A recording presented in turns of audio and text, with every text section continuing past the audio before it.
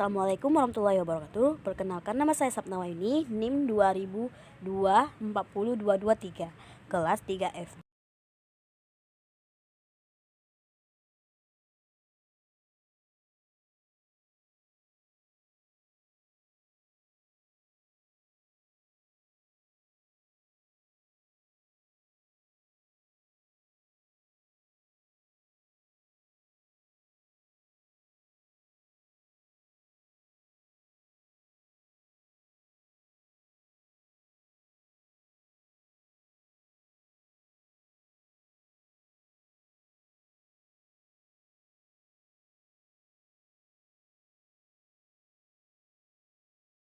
Kabar, semoga sehat selalu ya. Apa kabar kawan-kawan? Semoga baik ya. Nah, di sini saya akan menjelaskan tentang alur transaksi. Sebelumnya, kawan-kawan pasti udah tahu itu gimana sih sebuah perusahaan memiliki unsur-unsur atau konsep dalam membangun perusahaan tersebut. Salah satunya itu alur transaksi. Alur transaksi itu diibaratkan sebagai mata uang ya, atau mata pencaharian dari perusahaan tersebut. Nah, sedangkan pembelian itu sebuah produk yang dijual oleh perusahaan tersebut. Nah, penjualan itu seperti target atau geografi yang di perusahaan tersebut, seperti itu. Nah, pembelian adalah suatu kegiatan untuk mendapatkan barang atau jasa dengan imbalan sejumlah uang berdasarkan kesempatan dari pembeli dan penjual. Nah, yang seperti saya jelaskan tadi ya, konsep konsumen yang membeli barang mempunyai beberapa tujuan, antara lain pembeli barang untuk konsumsi, pembelian barang untuk dijual kembali, dan pembelian barang untuk diproduksi, seperti yang saya udah jelaskan di konsep tadi ya. Nah, seperti itulah alur transaksi. Nah, masuk ke alur kedua. Nah,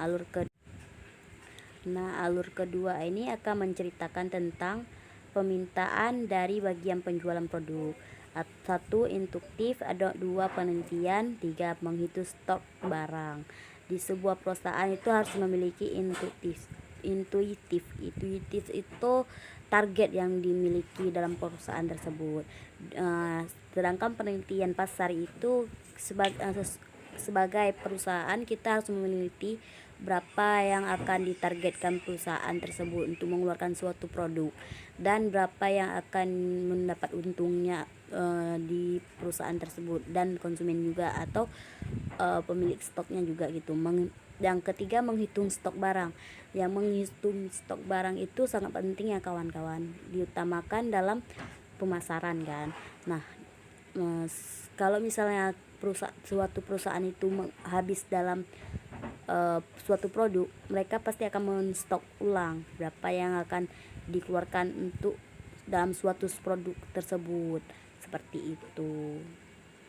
Mungkin dari sini kawan-kawan udah paham apa yang saya jelaskan gitu kan. Nah, mungkin nanti akan kita masukkan materi yang kedua. Nah, yang kedua itu melakukan survei pasar atau mencari super list. Nah, yang dimaksud dengan survei pasar itu seperti mencari tahu yang dimana yang kita bisa tahu, misalnya kayak gini, di pasar itu misalnya targetnya berapa, keuntungannya berapa, yang dipakai untuk stok barangnya, keuntungan untuk perusahaan dan keuntungan konsumennya berapa gitu. Nah, lokasinya itu akan disurvei, lokasinya pas atau di kawasan daerah pemukiman. Mungkin banyak yang tanda kutip ya, banyak yang berpikiran kalau di pemukiman banyak yang laku produk tersebut, seperti itu kawan-kawan. Mungkin udah paham ya kan kawan.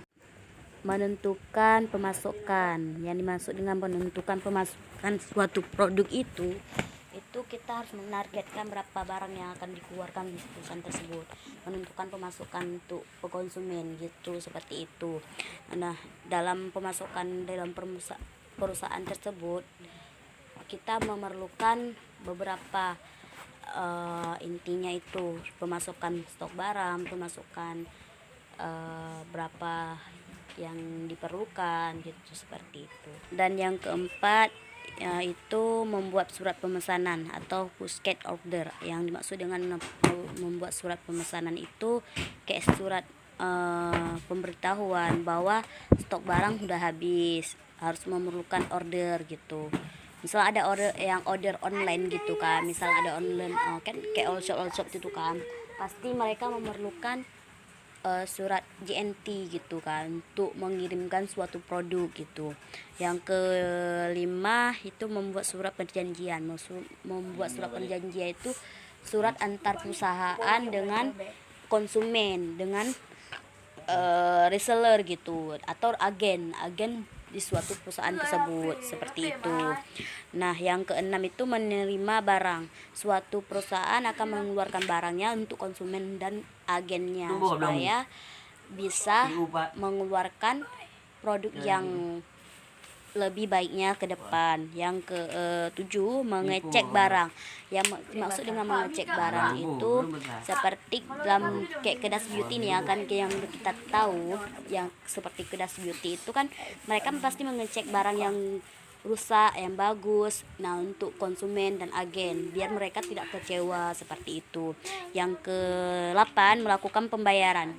Yang dimaksudkan pembayaran itu perusahaan harus melakukan pembayaran seperti pembayaran CO, pembayaran tempat, pembayaran TF atau pembayaran di BRI, seperti itu. Dalam perusahaan harus memiliki itu, seperti itu kawan-kawan. 3, dokumentasi. Ya, yang dimaksud dengan dokumentasi itu dalam perusahaan harus memiliki surat permintaan pembelian atau PT Kirani Tunggal, misalnya seperti itulah. Surat permintaan pembelian di PT Kirani Tunggal. Nah, mereka akan harus mempunyai suatu surat permintaan pembelian dan surat TF atau transfer uang ke perusahaan tersebut, dan juga berapa yang laku di perusahaan, di konsumen yang atau agen yang dijual produk tersebut. Nah, seperti itu. Dan yang kedua, surat permintaan penawaran barang. Yang dimaksud dengan surat permintaan penawaran barang itu yaitu surat yang diminta oleh seorang agen. Oh, ini penawarannya berapa, seperti berapa, Pak, ini saya meminta harganya diturun, seperti itu. Pasti mereka akan mengeluarkan surat penurunan barang, penawaran barang, seperti itu. Yang ketiga, surat pesanan atau forward order. Yang dimaksud dengan pesanan itu surat yang kayak kita ketahui all shop ya, all shop atau Kedas Beauty, mereka pasti akan mengirimkan surat pesanan, yaitu suatu pesanan produk kita yang akan kita jualkan kembali gitu, seperti itu. Yang keempat, surat laporan penerima barang.